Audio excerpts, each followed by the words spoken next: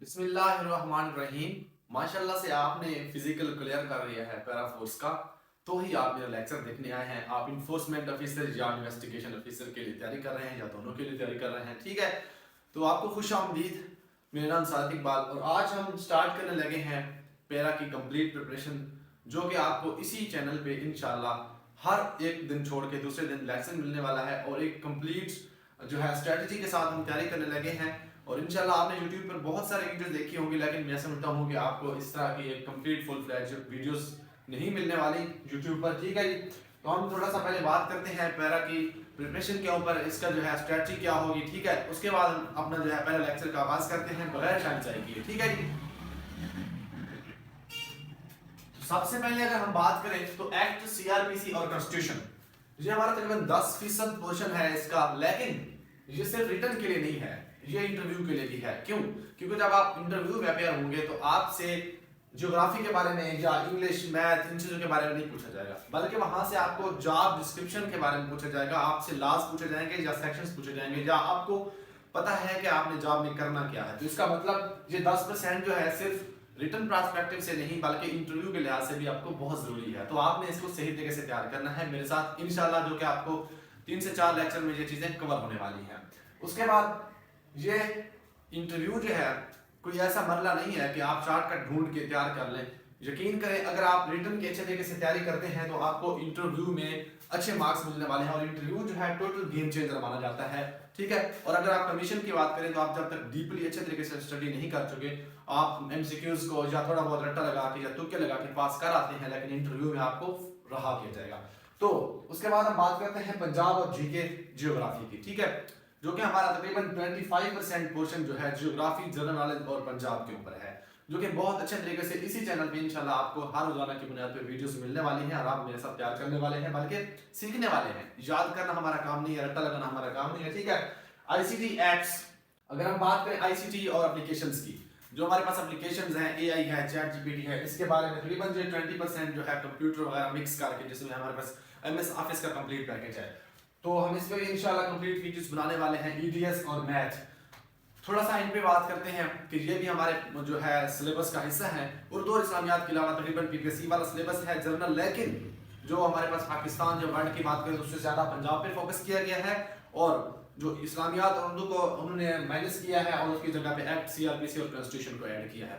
ये हो गया सिलेबस। अब थोड़ा सा बात करते हैं कि रिटर्न जो है कब तक एक्सपेक्टेड है। तो आप लोगों को पता है कि PPSC को अब ये सारा का सारा डेटा देंगे कि कौन से कैंडिडेट हमारे हैं जिन्होंने क्वालिफाई कर लिया है फिजिकल से रिटर्न के लिए।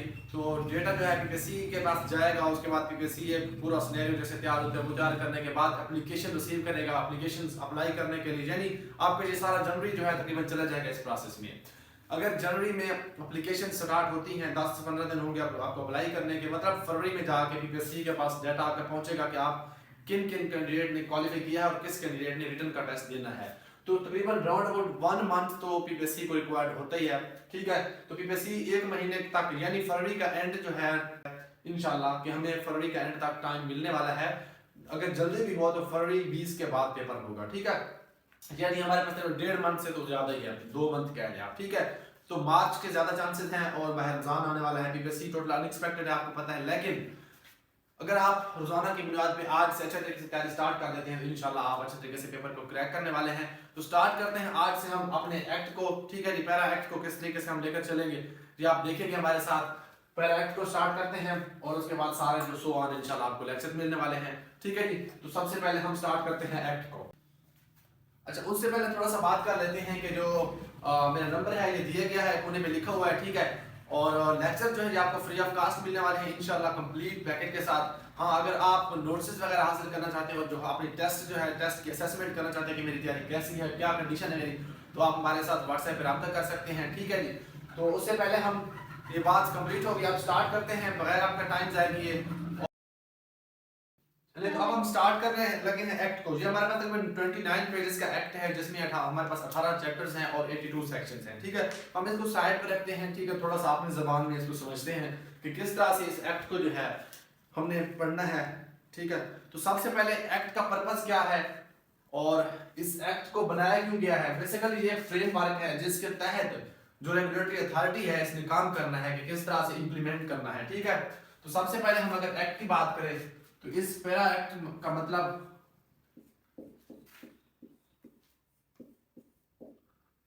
ठीक है, यानी पंजाब इन्फोर्समेंट रेगुलेशन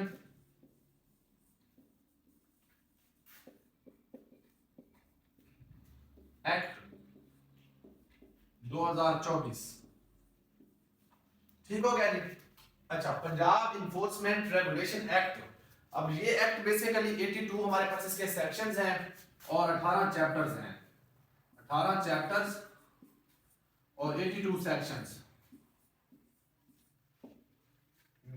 आपने पहली बात है सेक्शंस को सार का सवाल नहीं करना है, इसको समझना है बेसिकली कि ये एक्ट जो है इसका काम क्या है।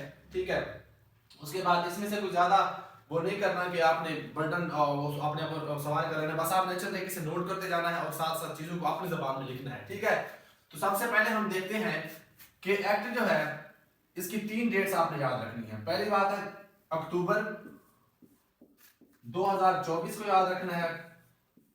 ठीक है, उसमें 3 डेट्स हैं हमारे पास। सबसे पहले अक्टूबर की डेट है 11, अक्टूबर की डेट है 16, अक्टूबर की डेट है 17।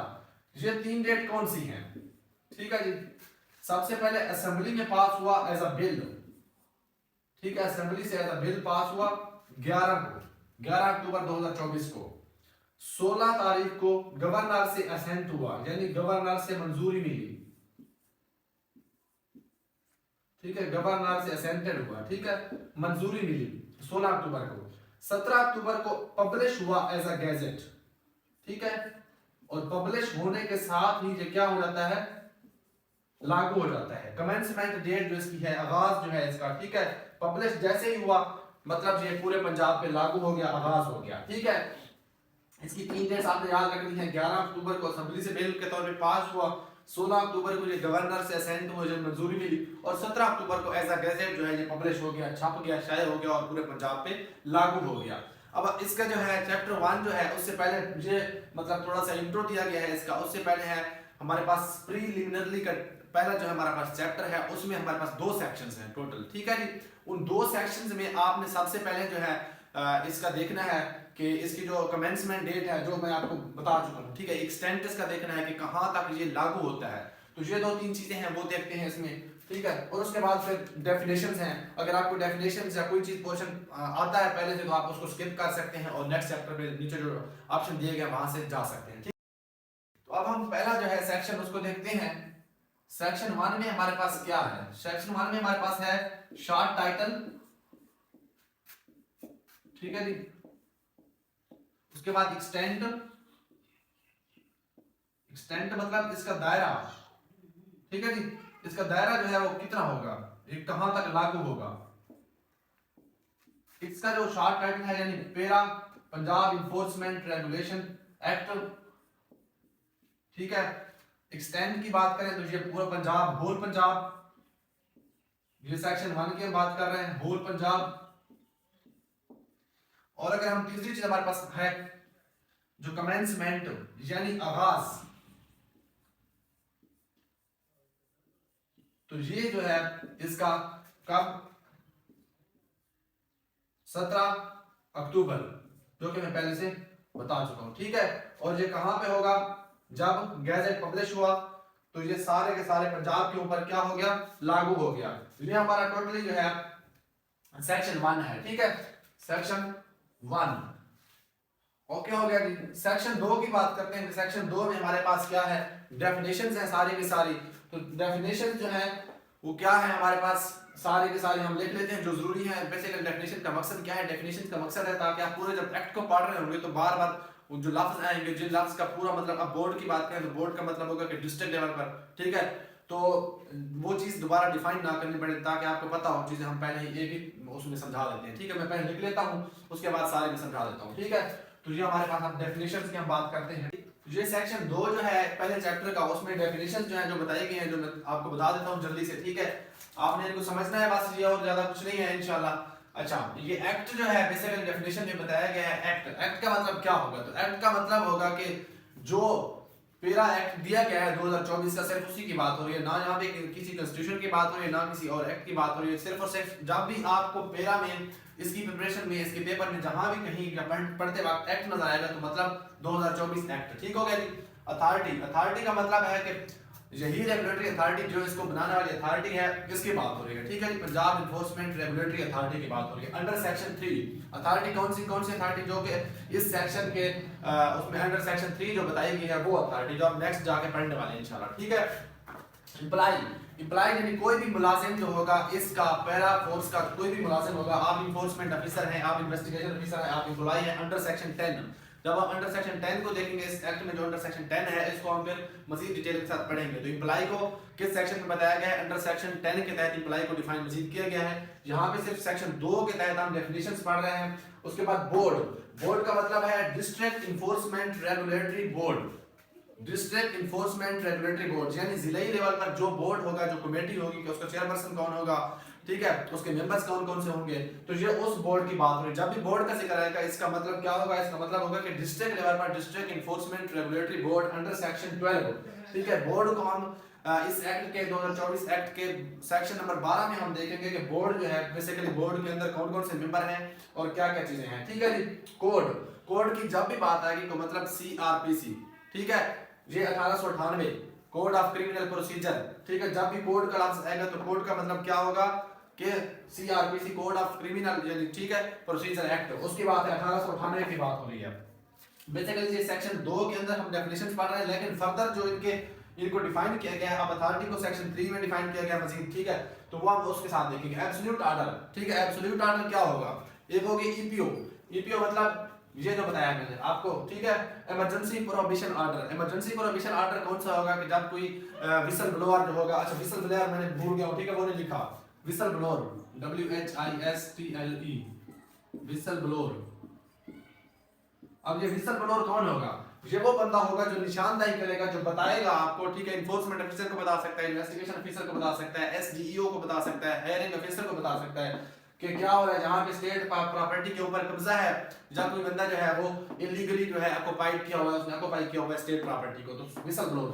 जब विसल ब्लोअर कोई बात बताएगा और आप इन्फोर्समेंट ऑफिसर के तौर पर EPO जारी करेंगे, ठीक है, आप उस चीज की जो है मुआयना करेंगे, और उसके बाद अगर जो बंदा ऑफेंडर है, ऑफेंडर को भी हम मजीद करते हैं, पढ़ते हैं, वो कहता है कि जी ये जो मेरी चीज है, ये मेरी मलकियत है, या मेरे पास लाइसेंस है, तो उसके बाद जो ऑर्डर इशू करेंगे हायरिंग ऑफिसर, उसको एब्सोल्यूट ऑर्डर कहेंगे, जो रिटर्न के तौर पर आएंगे। ठीक है, एब्सोल्यूट ऑर्डर हो गए।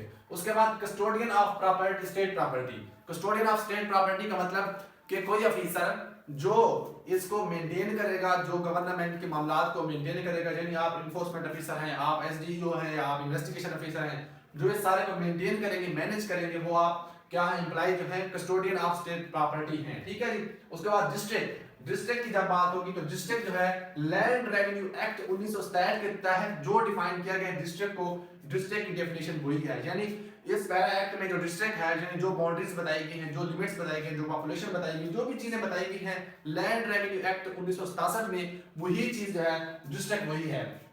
ऑथराइज्ड ऑफिसर, ऑथराइज्ड ऑफिसर कौन होंगे, authorised officer appointed by the authority under section 10, जो अंडर सेक्शन 10 के तहत इनको भर्ती किया जाएगा, जिन ऑफिसर्स को भर्ती किया जाएगा, जिन एम्प्लॉयज को भर्ती किया जाएगा। अब जब अथॉरिटी की बात आएगी उसके बाद एम्प्लॉय की बात आएगी। एम्प्लॉय भी और ऑथराइज्ड ऑफिसर भी, उनको भर्ती कौन करेगा, अथॉरिटी भर्ती करेगी, अपॉइंटमेंट करेगी, और किसके तहत, अंडर सेक्शन 10 के तहत। ठीक है, आपने जो सेक्शन 10 जो है याद रखना है कि सेक्शन 10 और सेक्शन 10 को हम जब पढ़ेंगे तो इंशाल्लाह उसमें आपको मजीद बेहतर तरीके से समझ आ जाएगी। इंक्रोचमेंट, इंक्रोचमेंट का मतलब है कि तजावुज़ात। ठीक है, कौन सा तजावुज़ात, और इस पैरा फोर्स का काम क्या होगा, काम क्या है, बेसिकली किसी पब्लिक प्रॉपर्टी को वागजार करवाना, जो गवर्नमेंट की अगर कोई स्टेट प्रॉपर्टी है, ठीक है, उसके ऊपर इंक्रोचमेंट है, किसी ने नाजायज इलीगल ऑक्युपाई किया हुआ है, कब्जा किया हुआ है, ठीक है, तो उस इंक्रोचमेंट की बात हो रही है। इन्फोर्समेंट कास्ट, इन्फोर्समेंट कास्ट क्या है, बेसिकली जब किसी भी इन्फोर्समेंट स्टेशन के ऊपर या किसी भी तरह से कोई खर्चा आता है, तो वो सारे का सारा जो खर्चा होगा, इन्फोर्समेंट कास्ट होगी, वो कौन डिसाइड करेगा, डिटरमिन करेगा, वो करेगा हमारे पास हेयरिंग ऑफिसर, ये हेयरिंग ऑफिसर। ठीक है, जो हेयरिंग ऑफिसर की तरफ से खर्चा जो है डिटरमिन किया जाएगा, वो इन्फोर्समेंट कास्ट होगी। ठीक है, उसके बाद इन्फोर्समेंट स्टेशन, जैसा कि हमारे पास पुलिस स्टेशन है, यानी कोई भी जगह, इन्फोर्समेंट स्टेशन की डेफिनेशन क्या है, कोई भी जगह बगैर पुलिस स्टेशन के, बगैर पुलिस स्टेशन के कोई भी जगह, कोई बिल्डिंग जिसको गवर्नमेंट ऑफ पंजाब या अथॉरिटी क्या करेगी, डिसाइड करेगी कि ये जगह जो है इन्फोर्समेंट स्टेशन है, तो वो जगह इन्फोर्समेंट स्टेशन ही होगी, ठीक है, सिवाय पुलिस स्टेशन के। आपने ये चीज याद रखनी है, एमसीक्यू पूछा जा सकता है कि कौन सी जगह जो है उसको पुलिस स्टेशन इन्फोर्समेंट स्टेशन बना सकते हैं, तो नीचे ऑप्शन में आ सकता है police station, any building, public building, private building, ठीक है। तो आपने कहना है एक्सेप्ट पुलिस स्टेशन, ठीक है, आप इन्फोर्समेंट स्टेशन बना सकते हैं। सिर्फ पुलिस स्टेशन जो पहले से बनाए गए हैं उनको आप इन्फोर्समेंट स्टेशन का नहीं दे सकते, ये इस एक्ट में लिखा गया है, मतलब नहीं दे सकते, ठीक है। उसके बाद कोई भी जगह है जो पब्लिक की जगह है, कोई भी जगह है जिसको गवर्नमेंट मुआवजा देकर, जैसे अभी बिल्डिंग्स ली हुई हैं गवर्नमेंट ने, ठीक है, इस इन्फोर्समेंट स्टेशन के तौर पर, आर्जी तौर पर, ठीक है, तो इन्फोर्समेंट स्टेशन कहलाएगी। उसके बाद हमने ईपीओ की बात की कि ईपीओ जो है इमरजेंसी प्रोविजन ऑर्डर, ठीक है। उसके बाद गवर्नमेंट, जब भी गवर्नमेंट की बात होगी, गवर्नमेंट का मतलब ये नहीं कि government of Pakistan, government of KPK, Sindh, Balochistan, Punjab, नहीं, गवर्नमेंट का मतलब है गवर्नमेंट ऑफ पंजाब, क्योंकि ये जो है बेसिकली सिर्फ और सिर्फ पंजाब में काम करेगी पैरा फोर्स, ठीक है। तो ये पंजाब की ही बात करें, गवर्नमेंट का जब भी नाम आएगा तो पंजाब का नाम ही आएगा। उसके बाद हम बात करते हैं हेयरिंग ऑफिसर। हेयरिंग ऑफिसर जो है इसको हम इंशाल्लाह जब बेसिक सही तरीके से पढ़ेंगे तो ये बताएंगे। इसमें ये बेसिकली ग्रेड 17 जैसे अबव होगा, और इस हेयरिंग ऑफिसर को जो है पाकिस्तान प्रोविंशियल मैनेजमेंट सर्विसेज की तरफ से लाया जाएगा या एपीएस से लाया जाएगा, ठीक हो गया। तो ये क्या होगा, ग्रेड 17 का होगा, और ये सारे के सारे जो है फैसले जो है जो कमांड देगा, जो और कुछ जरूरी इंस्ट्रक्शन होंगी बोर्ड की तरफ, अथॉरिटी की तरफ से, उनको फॉलो करवाएगा, एसडीईओ से और बाकी स्टेशन से पूछ गुछ करने वाला बंदा होगा, और ये डिसाइड करने वाला बंदा होगा बहुत सारे कानूनी मामलात में, ठीक हो गया। इलीगल ऑक्युपायर, अब इलीगल ऑक्युपायर कौन है और लीगल ऑक्युपायर कौन है। बेसिकली इलीगल का मतलब नाजायज ऑक्युपायर, जिस किसी ने गवर्नमेंट की किसी भी स्टेट पे, चाहे वो मूवेबल है, इमूवेबल है, प्रॉपर्टी के ऊपर, स्ट्रक्चर के ऊपर, किसी भी चीज के ऊपर अगर कब्जा किया हुआ है तो वो इलीगल ऑक्युपायर है। अब जैसा कि दुकानें जो है वो रोड की जमीन में थी तो उनको हटाया गया है कि वो इलीगल ऑक्युपायर है। इसी तरह से किसी बंदे के पास लाइसेंस नहीं है और अभी तक, या कोई लीज था और लीज की डेट गुजर गई और अभी तक भी उसके कब्जे में है वो चीज, तो वो क्या है, इलीगल ऑक्युपायर है, ठीक है। किसी भी चीज जिसका लाइसेंस एक्सपायर है, लाइसेंस नहीं है, या उस बंदे की मलकियत नहीं है, वो गवर्नमेंट की है, तो वो इलीगल ऑक्युपायर है। और लीगल ऑक्युपायर भी पूछ सकते हैं, अगर पूछे तो लीगल ऑक्युपायर ये होगा कि उसके पास है गवर्नमेंट की चीज लेकिन उसका लाइसेंस है, गवर्नमेंट की तरफ से परमिशन है, तो वो क्या है, लीगल ऑक्युपायर हो गया। पब्लिक न्यूजेंस, ठीक है, तो पब्लिक न्यूजेंस कौन होगा, यानी कोई भी एक्ट जो अवाम में खौफ व हरास फैलाएगा या अवाम में जो है डिस्टर्बेंस पैदा करेगा, ठीक है, तो वो पब्लिक न्यूजेंस होगा। उसके बाद आईओ, इन्वेस्टिगेशन ऑफिसर माशाल्लाह से जो आप हैं, इन्फोर्समेंट ऑफिसर जो आप हैं, जो बनने वाले हैं इंशाल्लाह से, ठीक है। नोटिस की अगर बात करें तो नोटिस कोई भी समन, कोई भी डॉक्यूमेंट, चाहे वो होगा, इसमें मेंशन है, वो कोई मेल होगी, ठीक है, चाहे वो इलेक्ट्रॉनिक मीडिया की तरफ से जाएगा या वो प्रिंट मीडिया की तरफ से या कोई पेज पे होगा, ठीक है, मतलब किसी भी सोर्स से वो भेज सकते हैं, चाहे वो इलेक्ट्रॉनिक हो या डिजिटल, क्या कहते हैं, हार्ड फॉर्म पेज हो, ठीक है, तो वो नोटिस समेत कुछ भी होगा वो नोटिस कहलाएगा।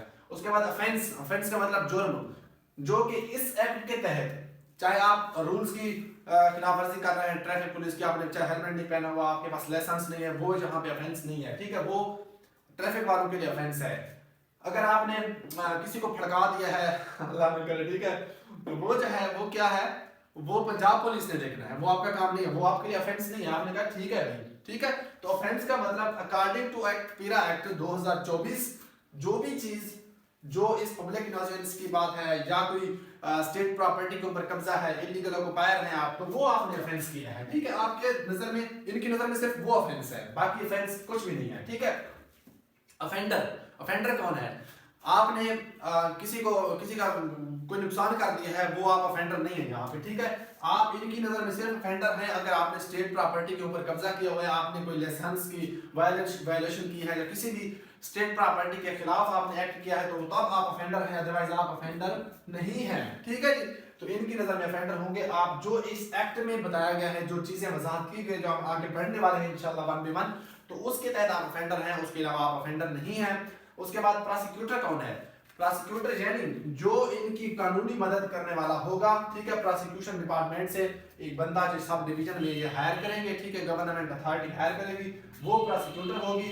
और प्रोसिक्यूटर का काम क्या होता है, ये कानून के जितने भी मामला होते हैं इस इदारे के, यानी जो इस इदारे की तरफ से कोई केस होगा और उधर से पब्लिक का बंदा जो है कोई इदारे के खिलाफ या इदारे के किसी बंदे के खिलाफ या कोई भी चीज़ होती है, कोई यानी इस इदारे का स्टेट का कोई भी केस होगा, ये मैनेज करने वाला बंदा होगा प्रोसिक्यूटर। ठीक है जी, लीगली तौर पर जो सेशन में, जो अदालत में जो सारा कुछ देखेगा। रेफरेंस यानी हुक्मनामा, ठीक है, इस इदारे की तरफ से जो भी एक्ट की तरफ कोई हुक्मनामा दिया जाएगा, कोई ऑर्डर दिया जाएगा, उसको हम रेफरेंस बोलेंगे, रेफरेंस कहेंगे। ठीक है, ये बेसिकली डेफिनेशंस थी। डेफिनेशंस का मतलब है कि आपको बेसिक अंडरस्टैंडिंग हो जाए।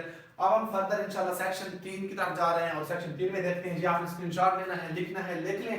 ठीक है, आपने मजे से चलना है, लेकर चीजों को बिल्कुल बोझ नहीं बनाना। ठीक है, हम एक एक चीज को आराम आराम से कर रहे हैं और इंशाल्लाह आप मजे से ऐसे सीखने वाले हैं। ठीक है, अब हम सेक्शन 3 पे जाते हैं और जो चैप्टर नंबर हमारा 2 है। ठीक है, हमने पहले चैप्टर नंबर 1 को कंप्लीट किया। ठीक है, चैप्टर 1 हमारा हो गया कंप्लीट। अब चैप्टर 2 है हमारे पास ये, और सेक्शन जो हमारे पास है 3 है। अच्छा, इस सेक्शन 3 के तहत हमने जो पिछले पहले बताया आपको कि अथॉरिटी, ठीक है, अथॉरिटी एस्टैब्लिश्ड अथॉरिटी। ठीक है, तो ये एस्टैब्लिशमेंट ऑफ अथॉरिटी जो है ये सेक्शन 3 की 1 के तहत। ठीक है, उसके बाद सेक्शन 3 की 1 है ये। ठीक है, और उसके बाद ये 3 की 2, और ये चीजें आपने ज्यादा वो नहीं करनी, बस एक तरह से क्या कह सकते हैं कि वो सारे का सारा बताया गया तरतीब के साथ। सेक्शन 3 की 2 जो है वो कारपोरेट बॉडी की बात करती है इसकी। ठीक है, यानी एस्टैब्लिशमेंट ऑफ अथॉरिटी की बात हो रही है, बस ये आप समझे सेक्शन 3 में। और इसी के अंदर फिर 3 जो है, सेक्शन 3 की 3 जो है सब क्लास। ठीक है, इसमें ये है कि इसका हेडक्वार्टर जो होगा वो लाहौर में होगा। ठीक है, HQ लाहौर। ठीक है, यानी हमारे पास सेक्शन 2 में डेफिनेशन थी, सेक्शन 3 में एस्टैब्लिशमेंट ऑफ अथॉरिटी। मेन चीज जो है एस्टैब्लिशमेंट ऑफ अथॉरिटी और हेडक्वार्टर इन लाहौर, आप इसको बेशक भूल जाएं। ठीक है, ये ठीक है, बस देखें कि हेडक्वार्टर जो है लाहौर में है और एस्टैब्लिशमेंट ऑफ अथॉरिटी जो है सेक्शन 3 के तहत है। अब उसकी बात करते हैं हम सेक्शन 4 की। सेक्शन 4 क्या है हमारे पास?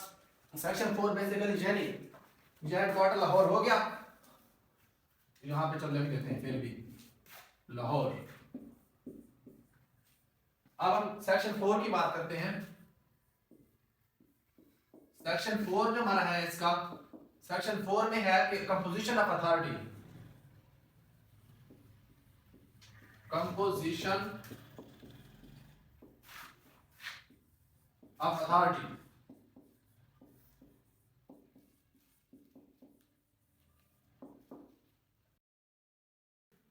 तो कंपोजिशन ऑफ अथॉरिटी जो है, अब इसमें क्या चीज है हमारे पास? सबसे पहले इसको हम रूल मेकिंग अथॉरिटी भी कह सकते हैं या कंपोजिशन ऑफ अथॉरिटी भी कह सकते हैं। ठीक है, ये रूल मेकिंग अथॉरिटी है जो सबसे पहले इसको क्या कर रही है, बना रही है। ठीक है, तो सबसे पहले हम इस पे बात करते हैं कि इसके अंदर कितनी चीजें हैं। सबसे पहले इसमें है चेयरपर्सन। चेयरपर्सन मतलब चीफ मिनिस्टर। ठीक है, चीफ मिनिस्टर, CM। इस वक्त जो है चीफ मिनिस्टर साहिबा मरीम नवाज साहिबा हैं जिसने इस अथॉरिटी को बनाया है। ठीक है, तो जो भी सूबे का वजीर आला होगा वो इसका चेयरपर्सन होगा। किसी भी दौर में इसका जो भी वजीर आला होगा, चाहे वो मरीम नवाज साहिबा हो या कोई और हो, हुकूमतें तब्दील होती रहती हैं, लेकिन चेयरपर्सन जो है हमेशा से कौन रहेगा? चीफ मिनिस्टर रहेगा। उसके बाद वाइस चेयरपर्सन, नजर आ रहा है? नजर आ रहा है? नहीं आ रहा? ये नजर आ रहा है? ठीक है, चलिए वाइस चेयरपर्सन। वाइस चेयरपर्सन की अगर बात करें तो वाइस चेयरपर्सन में हमारे पास वाइस चेयरपर्सन ये होगा हमारे पास चीफ सेक्रेटरी। वाइस होगा हमारे पास वाइस चीफ सेक्रेटरी।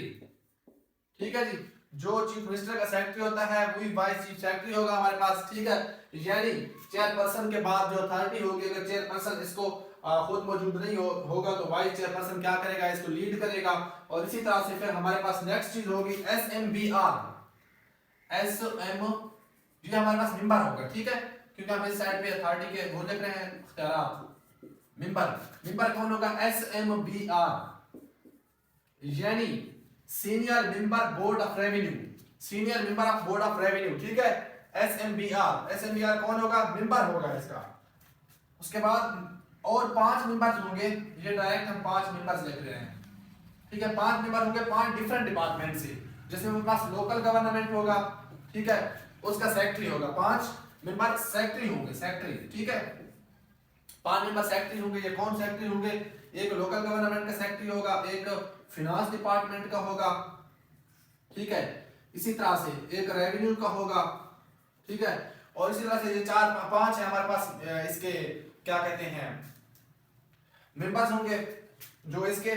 और अगला हमारे पास चीज होगी कि पीपीओ, प्रोविंशियल पुलिस ऑफिसर, ये भी सेक्शन 4 के तहत जो हमारे पास कंपोजिशन ऑफ अथॉरिटी होगी ये होगा उसमें पीपीओ यानी provincial police officer, police officer. ये कौन होगा हमारे पास? आईजी साहब, आईजी ऑफ पंजाब। जो भी आईजी होंगे, आईजी पंजाब होंगे, वो क्या होंगे? वो इसके मेंबर होंगे इस कंपोजिशन ऑफ अथॉरिटी के, पीपीओ जिसे हम कहते हैं, प्रोविंशियल पुलिस ऑफिसर। उसके बाद हमारे पास नेक्स्ट होगा वो 4 हमारे पास इंडिपेंडेंट मेंबर होंगे, 4 इंडिपेंडेंट मेंबर होंगे, इंडिपेंडेंट मेंबर। अच्छा, इन 4 इंडिपेंडेंट में से एक जो होगी वो फीमेल होगी,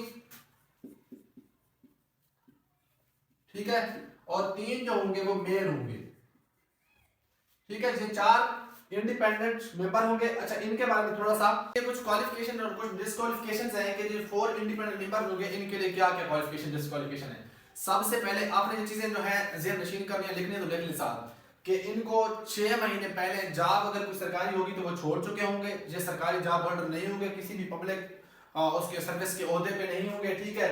और उसके बाद अगर सर्विस में रहे हैं तो ये सर्विस के दौरान डिसमिस ना किए गए होंगे ड्यू टू करप्शन। ये इनकी क्या है? ड्यू टू करप्शन,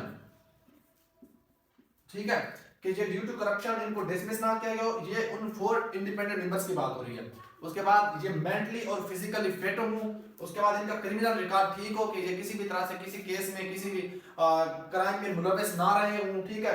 तो ये इनकी क्वालिफिकेशन और डिस्क्वालिफिकेशन है जो 4 हमारे पास इंडिपेंडेंट मेंबर्स होंगे। जो है ये पब्लिक से क्या करेंगे? एप्लीकेशंस मांगेंगे, पब्लिक को इनवाइट करेंगे कि जो जो इसके लिए इंडिपेंडेंट मेंबर के लिए ख्वाहिशा है वो आए, ठीक है। तो उसके बाद ये इंटरव्यू करेंगे। कौन लोग इंटरव्यू करेंगे? ये चेयरपर्सन और बाकी जो मेंबर होंगे ये क्या करेंगे? इंटरव्यू करेंगे, और जो मेजोरिटी का फैसला होगा उन मेंबर्स के लिए, उन मेंबर्स को हायर किया जाएगा, उन 4 इंडिपेंडेंट मेंबर को इसमें पैनल में शामिल किया जाएगा, ठीक है। तो ये पब्लिक जो है उसमें से जो लोग इंटरव्यू देंगे, जो लोग इसके लिए अप्लाई करेंगे, तो वो लोग इंडिपेंडेंट मेंबर। और ये सिलेक्शन का पर्पस जो है इसका 30 डेज में कंप्लीट किया जाएगा, 30 डेज में इंडिपेंडेंट मेंबर का, ठीक है। यानी ये हो चुका है। ये पहले जो है एक्ट बनने के बाद 30 डेज थे, उन 30 डेज के अंदर या जब भी मतलब इसको एप्लीकेशन रिक्वायर्ड थी, रिक्वायर्ड के दौरान 30 डेज के अंदर इसको क्या करना है? मेजोरिटी ने जो फैसला दिया है इनके लिए वो फैसला हतमी है और 4 इंडिपेंडेंट मेंबर को हायर किया। उसके बाद एक हमारे पास बल्कि 3 हमारे पास होंगे एमपीआरस, ठीक है। 3 एमपीआरस हमारे पास होंगे, मेंबर ऑफ प्रोविंशियल असेंबली के 3 होंगे, जिसमें से ये भी हमारे पास कौन अपॉइंट करेगा? ये हमारे पास चेयरपर्सन, चीफ मिनिस्टर यानी अपॉइंट करेगा कि तो कौन से 3 हमारे पास एमपी होंगे जो इसका मेंबर होंगे। और इसमें भी सेम एक फीमेल होगी, ठीक है, 1 फीमेल, और 3 जो होंगे हमारे पास मेल मेंबर होंगे, 2 मेल मेंबर होंगे, ठीक है, क्योंकि 3 होंगे टोटल। और एक हमारे पास होगा डायरेक्टर जनरल, डीजी। अच्छा, डीजी का काम क्या होगा? डीजी का काम बेसिकली ये on the direction of chief minister या चेयरपर्सन क्या करेगा? मीटिंग कॉल करेगा, और फिर मीटिंग के दौरान जो डिसीजन होंगे, जो डेटा होगा, जो रिकॉर्ड वो मेंटेन करेगा। कौन? Director general.